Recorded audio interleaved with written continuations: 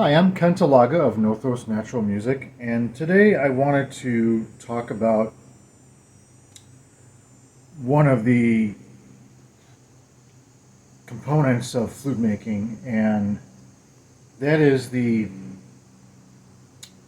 air channel in relation to the cutting edge. Um, if the cutting edge should be higher than the air channel, or if it should be equal to or on the same plane as the air channel. I theorize that it doesn't make a big difference because if you look at a flute that has the air channel cut into the bird, as this one does here, this air channel, or this I guess you'd call it the soundboard,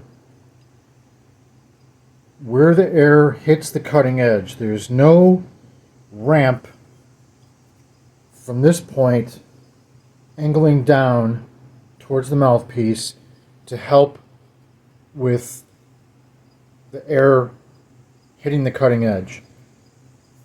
So essentially, this whole air channel here on the bird is the same plane, or on the same plane as the whole air channel and the cutting edge, right? Is that understood? I hope so. So, it was suggested to me years ago by another flute maker that I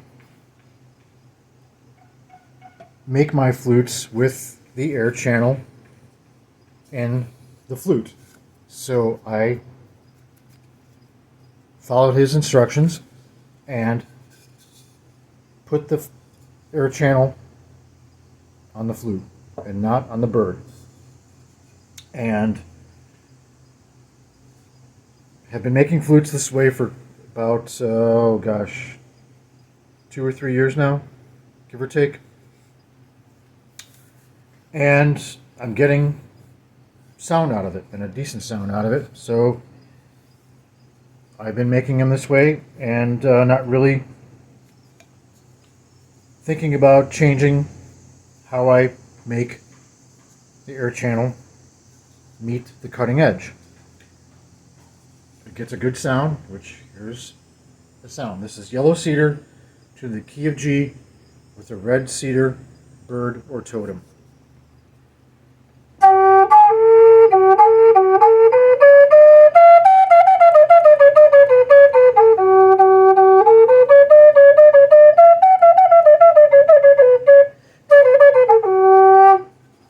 So, a decent sound.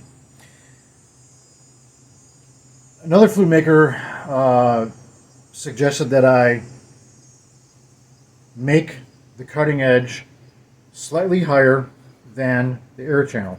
So I made a flute with the cutting edge slightly higher than the air channel. See the difference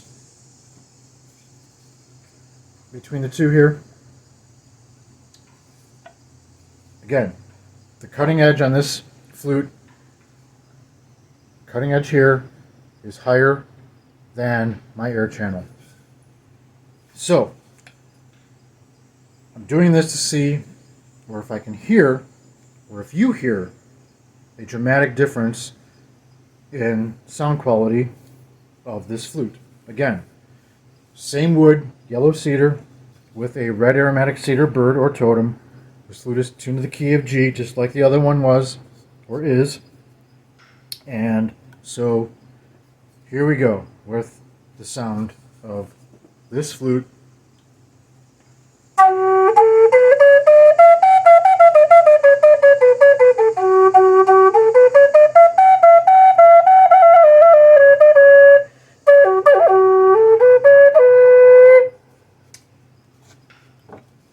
Other flute.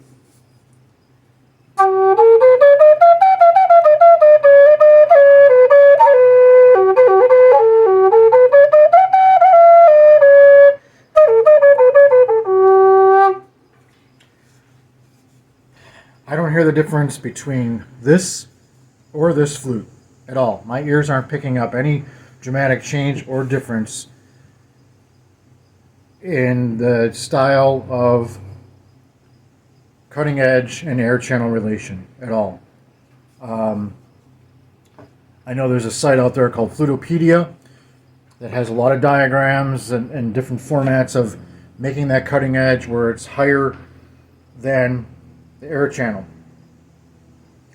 And then there's some that have that same process where your cutting edge or the cutting edge is higher than the air channel, but yet they're putting a slight ramp on it, so it's actually kind of meeting the air channel anyways. So, is it essential to have that cutting edge higher than the air channel? I don't think there is. Again, with my flute making, I've had success with getting a good sound out of having the air channel on the same plane, on the same height as the cutting edge, as you heard, as I've demonstrated. So I'm not sure if there's a big difference, if there's a correct way or an incorrect way to flute making. I don't think there is. I think the essential thing to flute making is however you make your flutes.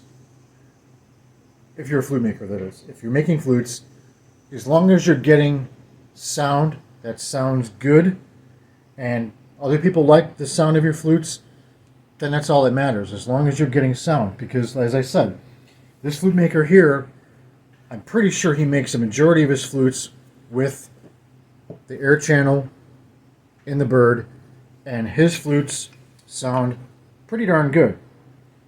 And as well as this flute here. Again, the air channel is in the bird and not on the flute, and it sounds fairly good, which I'll demonstrate.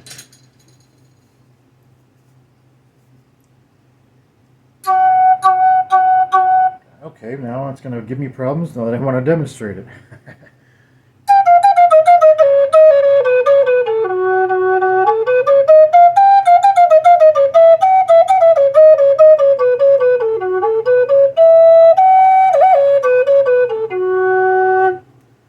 So that sounds good, except for that bottom note, which I was having trouble with. But I'll get the bird on this one, and I'll demonstrate the sound of this one, so you get an idea of the sound quality of this flute with the air channel and the bird. To see if your ears pick up any difference.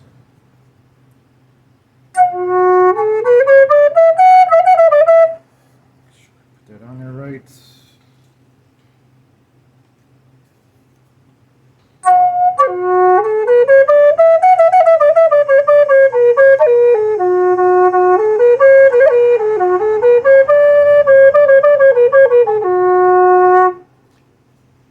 Don't notice any big difference. I'm not sure if there's a big dramatic difference between how this flute maker cuts in or burns in their sound holes compared to this one. Looks like it's more machined than this one as far as putting in the sound holes. So I'm not sure if that makes a big difference in sound quality. I burn in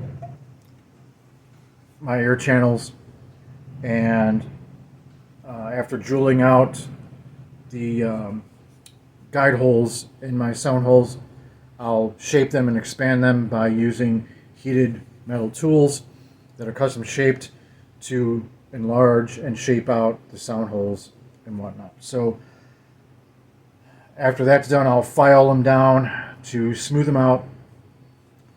So I don't know if my procedure affects the overall sound differences between this flute to this flute. I don't know. If there's other flute makers out there that watch this video, please leave a comment or your suggestions, or whatever kind of feedback on this topic, if you will, and let me know what you think of this, and let me know if you hear the sound differences that, again, my ears aren't picking up for some reason. I don't notice a big difference that I was told I was going to hear from altering that cutting edge and air channel relation. So with that, I'm going to close, and thank you for watching and listening. And until next time, take care, be well, and play from the heart, people. Thanks.